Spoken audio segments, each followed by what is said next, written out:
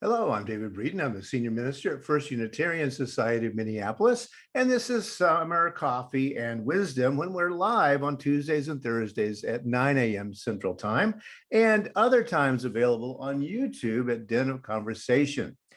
This week, I've been considering the idea of onward and upward and ideas whose time has gone or not, because sometimes ideas get recycled through time. So let's take a little look at what we were talking about on Tuesday. Here's good old Teddy Roosevelt in a photographer's studio, looking all like Davy Crockett, I guess is the idea. And the question I was asking on Tuesday, is there a difference between progress and meliorism? Are both concepts merely wishful thinking? Now, to clarify what the question is here, we need to go back a little time in history. And I mentioned this Unitarian minister the other day, James Freeman Clarke, 1810 to 1888. He wrote something that became an absolute classic in the late 19th and early 20th century called the Manual of Unitarian Belief.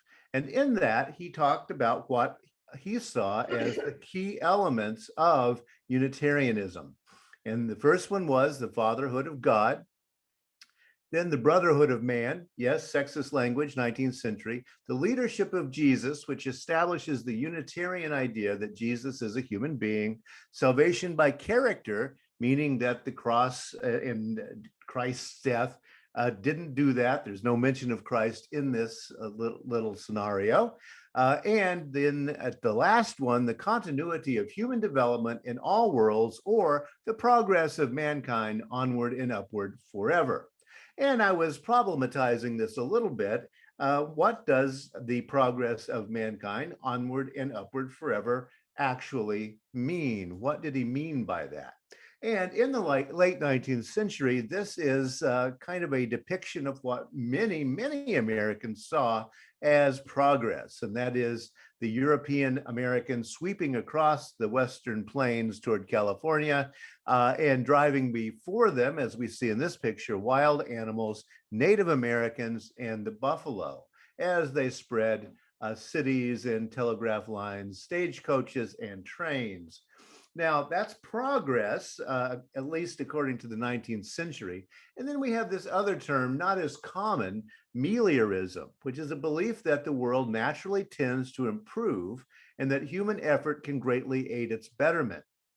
Now, looking closely at this, meliorism, the belief that the world naturally tends to improve. And why would that be, that the world naturally tends to improve? What improves about it, and what does naturally do? And that's really where I left it the other day for you to be thinking about in terms of, what does all this mean after all? Now, today I want to introduce an idea from a journal, the Journal of the Philosophy of History. No, this isn't the history of philosophy. This is the philosophy of history. And that means, how do we tell the story of history? What makes it true? What makes us objective observers of that? And this is a particular article called Progress and Meliorism, Making Progress and Thinking About Progress by Dr. Andrew Fila. And he says this: there is no grand narrative or master plan for historical progress. Contemporary discussions of progress and enlightenment reflect an improved version of an old debate which has progressed beyond older debates about metaphysical optimism and pessimism.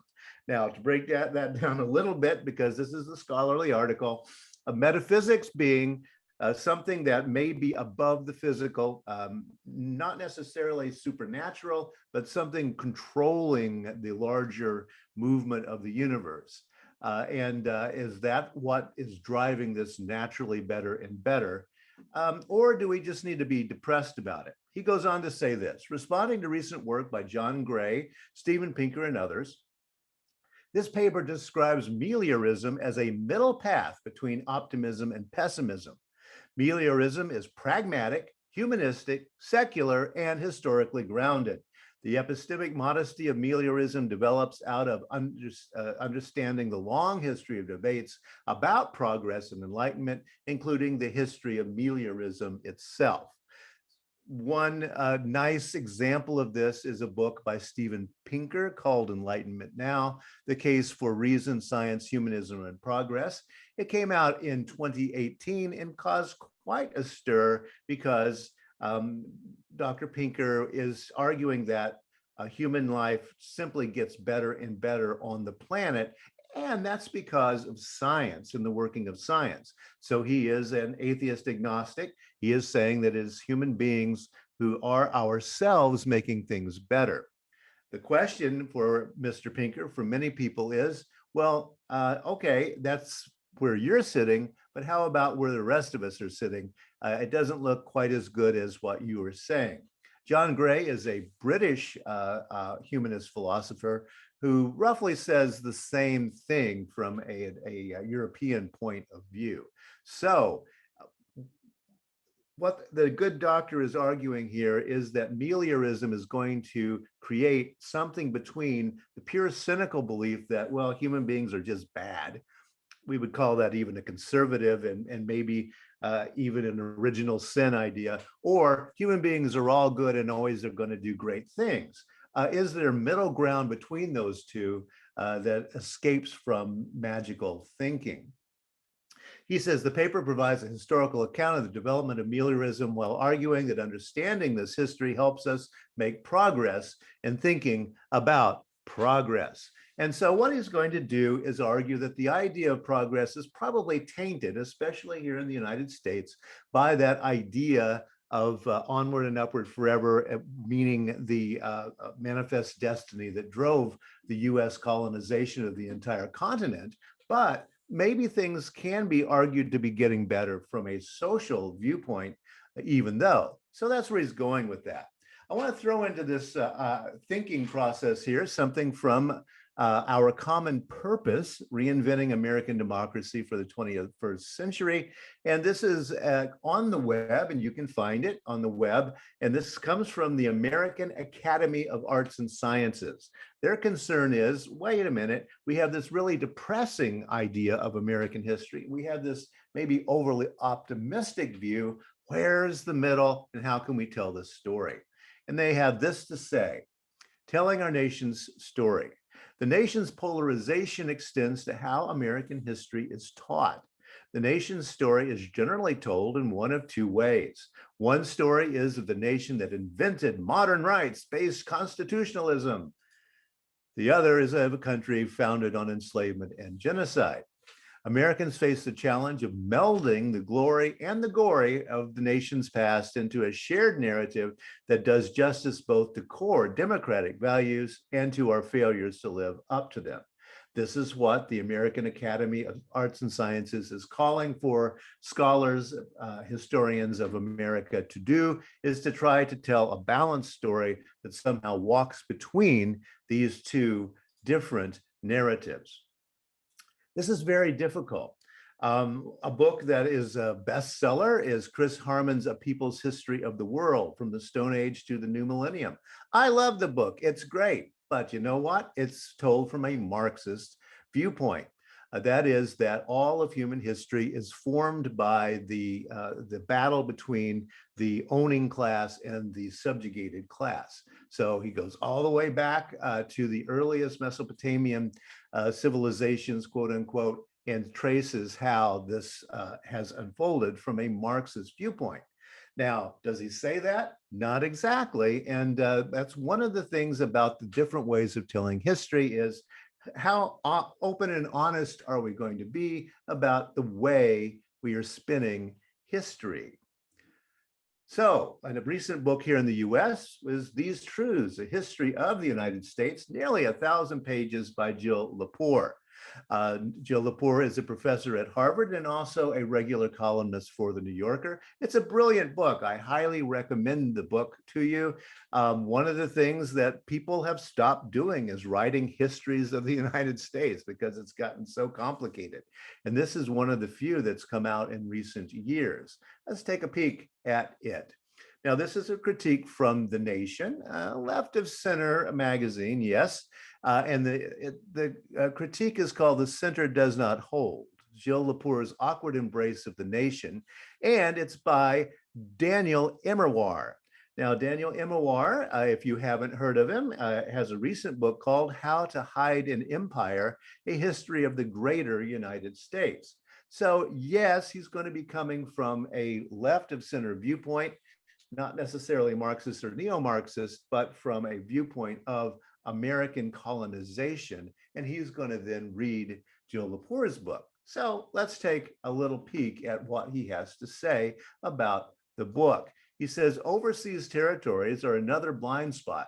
The first blind spot he names, by the way, is that Dr. Lepour leans a little too heavily on the trope of the disappearing Indian, which has come under a great deal of scrutiny in recent years, that American historians pretend that the Indians disappear when actually they're being murdered. So that's the first critique. The second one is this: overseas territories are another blind spot, another part of the country that doesn't fit Lepour's nation-centered approach. By 1940, about 19 million people lived in the United States colonies, meaning that 1/8 of the US population lived not in the States, but in the Philippines, Puerto Rico, Hawaii, Alaska, Guam, American Samoa, and the US Virgin Islands. Yet major events in the country's colonial history, such as the overthrow of the Hawaiian monarchy, the Puerto Rican national uprising in 1950, and he does go on, which included an assassination attempt on Harry Truman, don't merit mention in these truths. The Philippine War, which might have killed more US nationals than the American Civil War, appears briefly, but in Lepour's telling, it matters more for how it reflected and affected race relations in North America than for what it did to the Philippines. So yes, I guess I would have to ask me and you, how much have we thought about all of these American possessions from the late 19th into the early 20th century, and many of them, including today, the Philippines, Puerto Rico, Hawaii, Alaska, which are now states, Guam, American Samoa, etc., and the fact that 1/8 of the US population lived in those areas. Well, yes, if you're telling it from merely a nationalistic mainland version, you're going to ignore a huge part of American history, especially the far-flung parts of the American empire that built up with Teddy Roosevelt in going forward into the 20th century. Another recent thing in the culture wars has been, and this is what was in the news just yesterday, was the 1619 Project. This was a project from the New York Times to talk about American history. Immediately, this idea was descended upon with such books as the 1620 Project, which tells a very different story about not about slavery beginning in the US, but about the Massachusetts Bay Colony. Wiki has this to say: the Massachusetts Bay Colony became the first English chartered colony whose board of governors did not reside in England.